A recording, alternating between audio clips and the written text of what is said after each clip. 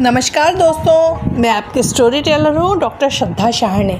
आज आपको एक पौराणिक कहानी सुनाने जा रही हूँ जिसका शीर्षक है माँ सरस्वती और महाकवि कालिदास। यदि आपको यह कहानी सुनने में अच्छी लगे तो ज़रूर किसी पास की लाइब्रेरी में जाकर किसी किताब में पढ़ने का प्रयास कीजिएगा, क्योंकि किताबों से की गई आपकी दोस्ती आपके जीवन को सुंदर, सफल और बेहतरीन बनाने में मददगार रहेगी।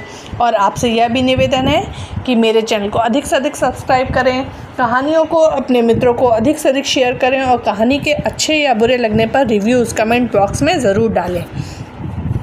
महाकवि कालिदास को अपने ज्ञान का घमंड हो गया था और खुद को सबसे विद्वान समझने लगे थे। एक दिन वे यात्रा कर रहे थे तो रास्ते में उन्हें प्यास लगी। उन्हें एक कुआं दिखाई दिया। कुएं पर एक महिला पानी भर रही थी। कालिदास ने उस महिला से पीने के लिए पानी मांगा।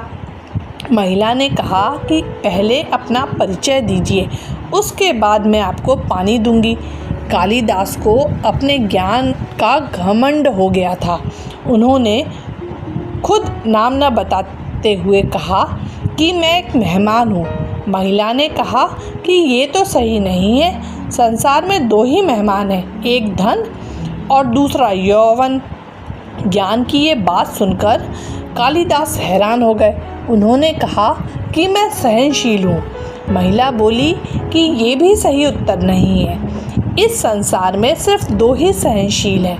पहली धरती है जो हमारा बोझ उठाती है, दूसरे सहनशील पेड़ हैं जो पत्थर मारने पर भी फल ही देते हैं। कालिदास को समझ आ गया कि ये महिला कोई विद्वान है। उन्होंने कहा कि मैं हठी हूँ। महिला बोली कि आप फिर गलत बात कर रहे हैं। संसार में हठी भी दो ही हैं, नाखून और बाल बार बार काटने पर भी फिर से बढ़ जाते हैं। ये बातें सुनकर कालिदास ने अपनी हार मान ली। उन्होंने कहा कि मैं मूर्ख हूँ, मुझे क्षमा करें।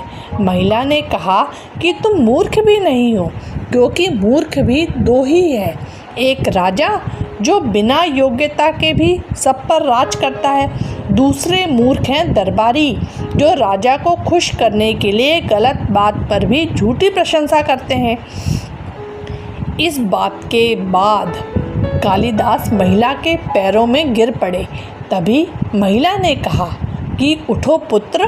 कालिदास ने ऊपर देखा तो वहाँ माँ सरस्वती खड़ी थी।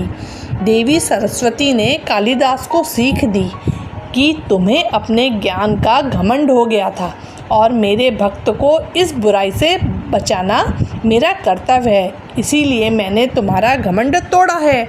यदि आपको यह कहानी सुनने में अच्छी लगी हो तो इस कहानी की सीख अवश्य आचरण में उठाइएगा। और इस कहानी की सीख है कि हमें घमंड नहीं करना चाहिए।